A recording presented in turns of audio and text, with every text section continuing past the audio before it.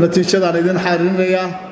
Faadumo Ismaaciil Cabdi oo golaha guurtida soo magacaabeen markaas 60 baa fadhiyay 76 baa ogolaaday cidii deema jirto cid ka aamuseen ma jirto saasay ku ansaxday Muuse Xasan Yuusuf madaxweynaha jamhuuriyadda Soomaaliland soo magacaabay waxa fadhiyay 76 33 baa ogolaaday 19 baa diiday 16 baa ka aamusay gudoomiyuhu lama codayn sidaas uu ku waayay kalsoonida golaha Cabdicasiis Xirsi Warsame xisbiga wadani soo magacaabay 49 baa ogolaaday 10 baa diiday 9 baa ka aamusay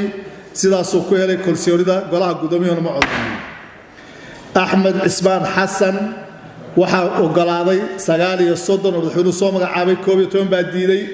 69 baana fadhiyay 18 way ka aamustay gudoomiyuhu lama codayn sidaas uu ku waayay kalsoonida golaha Xuseen Cabdi Cali madaxweynaha jamhuuriyadda Soomaaliland soo magacaabay 45 baa ogolaaday 10 baa diiday 13 baa ka aamusay gudoomiyuhu lama codayn sidaas uu ku helay kalsoonida golaha Ahmed Yuusuf Maxamed golaha guurtida soo magacaabeen 39 baa ogolaaday 10 baa diiday 18 baa ka aamusay gudoomiyuhu lama codayn sidaas uu ku waayay kalsoonida golaha Mudane Ibrahim Aadan Cali 39 baa fadhiyay xisbiga wuxuu soo magacaabay 68 baa ogolaaday cidii deema jirto cid ka aamusayna ma jirto sidaas uu ku helay kalsoonida golaha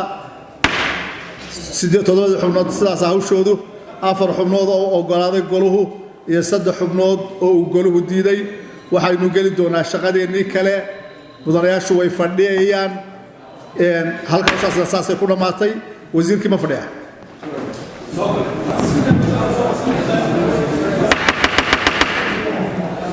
mudanaya waxaan si xushmad leh idinka codsanayaa markaynu shaqo qabanayno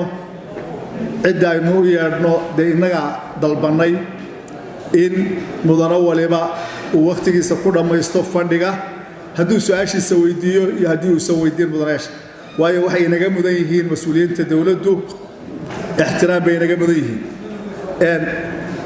jaamaca soo noqo marka soo noqo marka hal fadhiyo haddii lahay idmo wasiirka hadduu fadhiyo wuu soo gelayaa haddii uu inaga maqnaadayna waan idin fasaxayaa laakiin waxaynu hubinaynaa goor horeynu soo galay 9 markaynu la ballayno gudaha jimcaalo fadhi bakacays mudana dambeylaa ama aynu fasaxno ama aynu joogno kici maayo ya waayahay wixii dambe laga yeelay inaga ka tashan doona mudanayaashu haddii lahay idmo guddigii gacanta ku haysay saxaafadda waxaan idinka codsanayaa hawsha inaad soo dedejisaan guddiga joogtada ah waxaan ka codsanayaa inay xeer nidaamihii iyo anshaxa soo dedejiyaan guddiga dhaqaalaha waa laga doodayaa sabtida haddii lahay idmo xeerkii dakhliga cashuuraha waa laga doodayaa guddiga dhaqaalaha xeerkii maaraynta maaliyadda waa laga doonayaa guddida